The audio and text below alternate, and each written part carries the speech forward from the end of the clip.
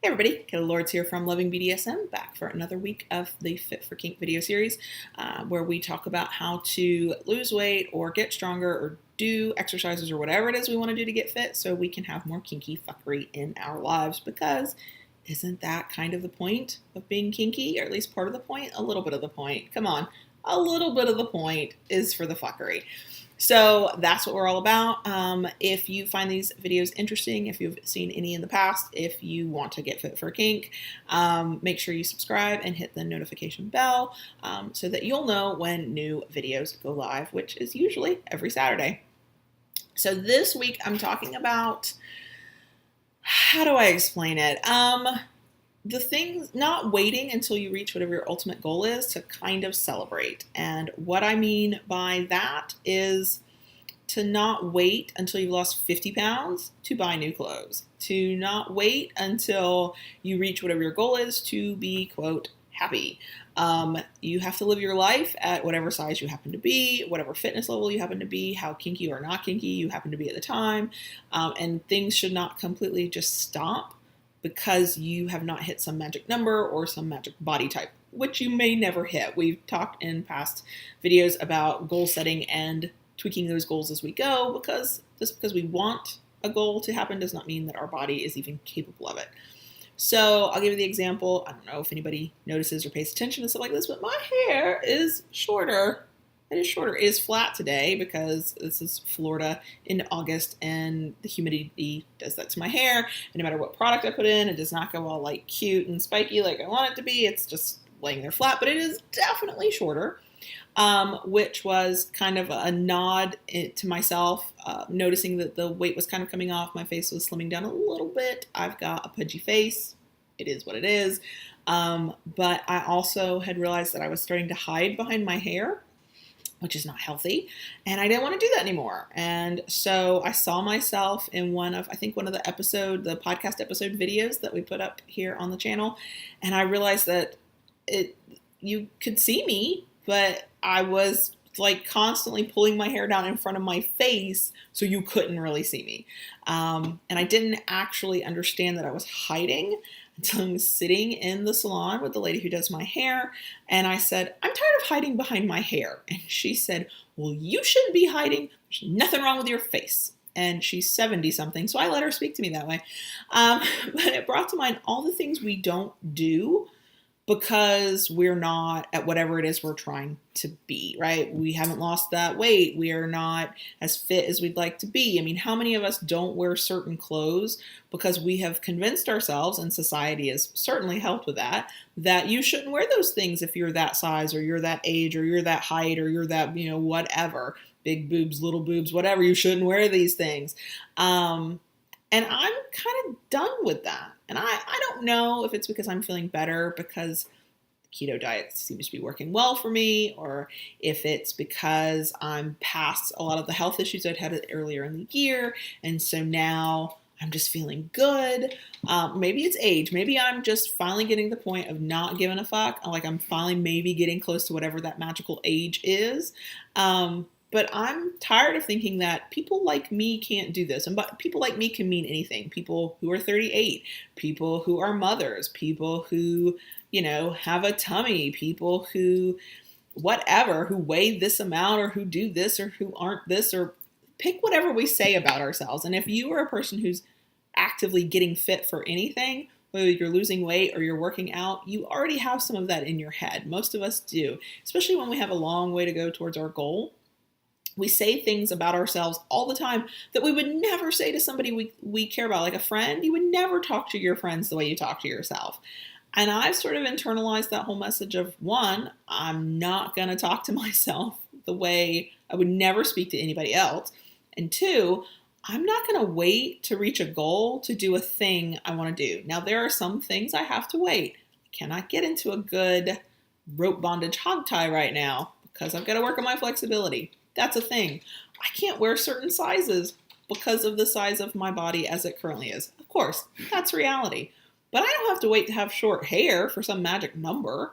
I don't have to pretend my face isn't round. That's the thing. When we wear our hair a certain way or we wear baggy clothes, which I've been guilty of doing that too, It's like we think the rest of the world hasn't figured out that there's a round body underneath, or there's a round face behind our hair, or our nose is a certain size, or our looks like that, or our that looks like this. People know. All the techniques we're using to hide only make us look worse. We'd look so much better if we just wore what fit and had a haircut that was hopefully flattering. I hope people think this is flattering. I like it. And just lived our life and doing the things that make us happy, and not waiting for the time that we're allowed to do it, or supposed to do it, or should do it. And I don't want to do that anymore. And I don't want other people to do that. I know we all have to sort of make our own way through this journey, and you'll get there in your own time. But if you haven't been told this yet, let me be the first one to say that if you want that short, spiky haircut, but you think your face is too round, it's not too round. Go get the haircut. If you want to wear that article of clothing that everybody says people with your body type shouldn't wear, freaking wear it. And God help us. If you want to wear a bikini, okay, if you are somebody who identifies as a woman and you think you can't wear a bikini because of your body, wear the freaking bikini, okay? There's a few things I've noticed and I'm learning. And I think this is an age thing, and people who are older and wiser than me will probably go, yep, it totally is. I totally see it myself this way. And that is, nobody pays as much attention to us as we think they do. Now, I think there's a certain age where people are paying attention. I have finally hit that point where in some crowds, I'm a little invisible. What I look like, nobody really cares. And I'm actually good with that. I never got a lot of positive attention for my looks or my figure or whatever when I was in my teens and when I was in my 20s. So not getting it in my late 30s, going into my 40s does not bother me. I'm not losing out on anything. But that's what I've come to realize, is that for the most part, nobody is paying as much attention as we think they are. Certainly nobody else is paying as much attention as we are paying to ourselves. So when you say you can't go to the beach in that swimsuit because people will see, they're not looking at you. If they look at you for even a second, they move on. They've got their own lives. Are there assholes out there who will sit and giggle? Yes, because assholes exist everywhere. But if we don't do things because 1 out of every 1,000 people will be a shit about it, then we might as well not do anything. Whereas you could go to the beach and your stomach could be hanging out and your cellulite could be hanging out and, whatever, and your boobs aren't as perky as they used to be, if you happen to have boobs, but you love that bikini. It's really freaking cute. Then wear it.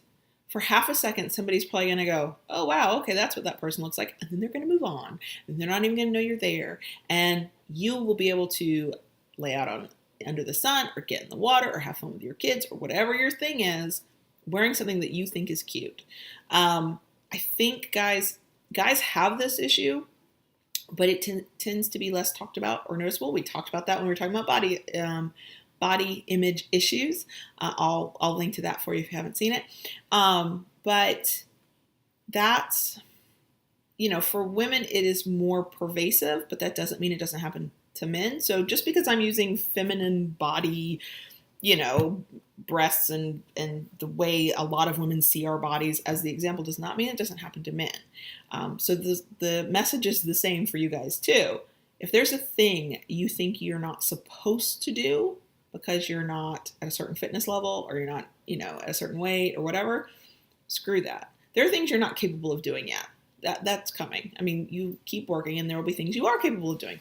But the question of whether you should have short hair or you should wear that shirt or you should do this or you should do that, if you like it, if it makes you feel good, if it makes you happy to do, fuck the rest of it. And if you do it or want to do it, kind of like I did, as sort of a celebratory thing, as, oh, I see progress and I'm feeling pretty good about myself and I want to kind of capture that feeling and do something that makes me happy, regardless of what anybody else thinks, then do that too.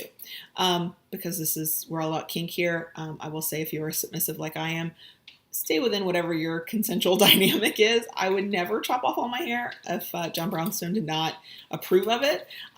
He doesn't micromanage me in the sense that he cares to what the exact length of my hair is, but we do have standards and I have decided to be willing to live under those standards. Like, there has to be enough hair for him to pull. that's what I want. So that was an easy one to agree to. So whatever your dynamic is, as long as you're in a healthy, sort of stable relationship, please stay. This is not a submissive telling other submissives to misbehave, just for the record. But yes, do those things that little secret voice in your head says, gosh, I wish I could do that. You can do that, okay? It's okay. Consider this your official permission if that's what you need. So that's it for me this week. You are officially on camera. I think the first to get to actually see the new look.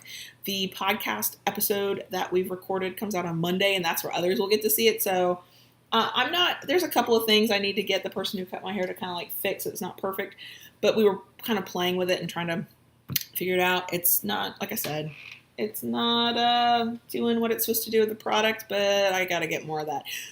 But I'm happy with it. I feel good. I don't feel like I'm hiding. It's a little weird to have my face even more visible, but you knew what I looked like. This isn't a shock. This is just a thing for me. So yeah. So get the haircut or buy the shirt or wear the skirt or get the bikini or whatever the thing is that you think you're not supposed to do until you hit a certain size or whatever. Do it. Okay. Just do what makes you happy. And don't worry about what strangers who don't know you and don't care about you might for 10 seconds think when they see you. They don't count, okay? You do, and the people who love you do. So that's my lecture /rant/ramble for this week for Fit for Kink. If you enjoyed it, please make sure you subscribe. Check us out at lovingbdsm.net for more BDSM DS focused content. We talk about communication and trust and relationships and different dynamics and different kinks over there. This is sort of the side project within the project. Does that count? If you really love what we do, please consider becoming a kinky patron of ours over on Patreon. You can get in for as low as $1 a month, and you get access to all kinds of extra information that you won't get here on YouTube or at lovingbdsm.net. So that's it for me this week. See you next week.